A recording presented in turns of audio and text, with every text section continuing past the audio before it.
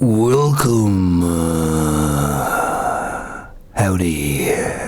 I haven't talked for a while, so I've got two things in my head I'm going to talk about. Well, I've got more than two things in my head. I've got loads of things in my head, you know that. But only two things right now. So are you sitting comfortably? Then I shall begin. So the first one is a tragic news story, which I'll put a link to down below. It's about a 28-year-old woman who stuck her head outside a train window and her head hit a branch and she died.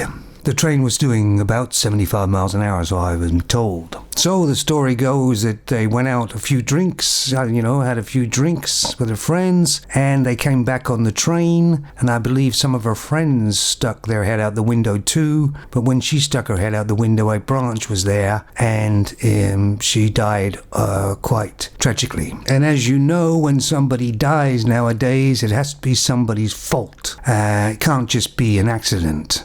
So they're trying to blame it on the train company that they didn't do enough to prevent this. Now, going back many years ago when I was a younger man, I've stuck my head out of a train window too, and it feels wild. And it stands to reason it's a bit riskier than not doing it, but that's why we did it.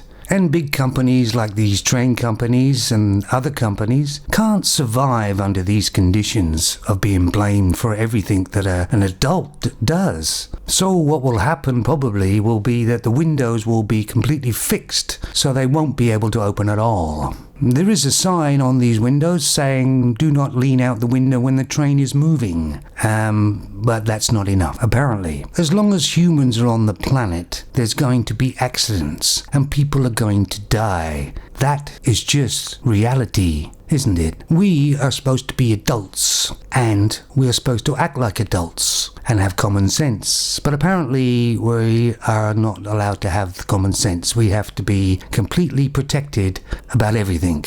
And you can feel that with all the laws and regulations, and it's so bleh, isn't it? Many years ago, I had an accident when I was skiing down a mountain. What happened was I kind of got lost on the mountain and ended up in the professional area. And I wasn't really a professional skier and had moguls and everything else. And I had a very bad fall and was quite badly injured.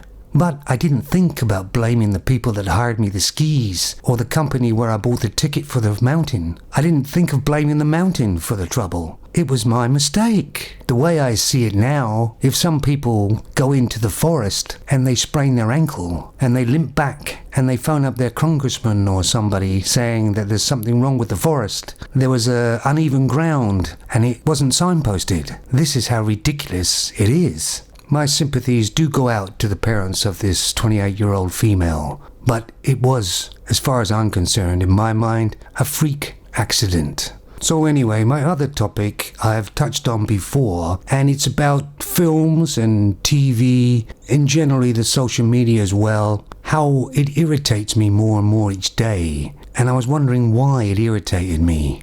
For instance, I don't watch TV at all anymore, but I have to sometimes pass a TV to get something, and I can see what's on and people are watching it. And it irritates me just listening to what they're saying on the TV. And I was wondering, why does it irritate me so much? I've only just watched it for a couple of seconds.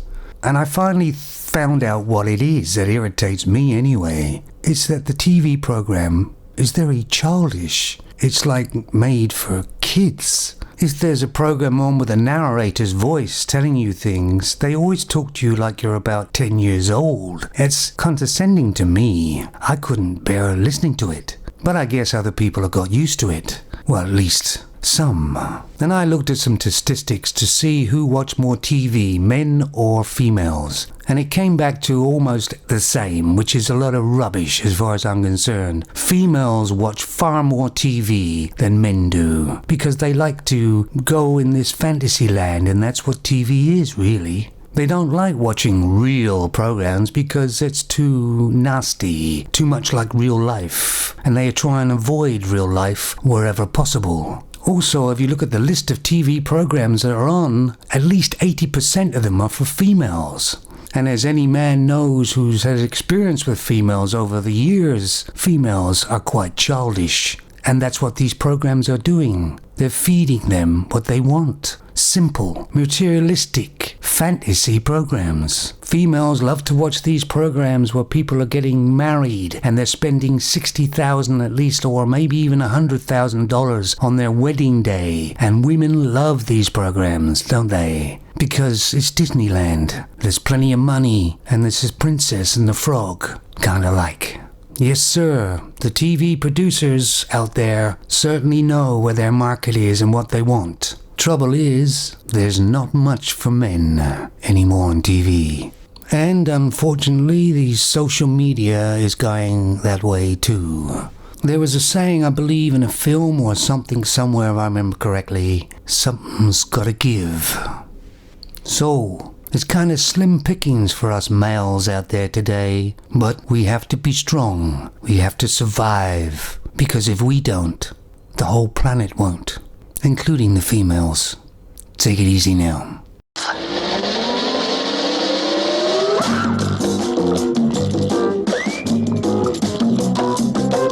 1, 2, 3, 4, 5, 6, 7, 8, 9, 10, 11, 12.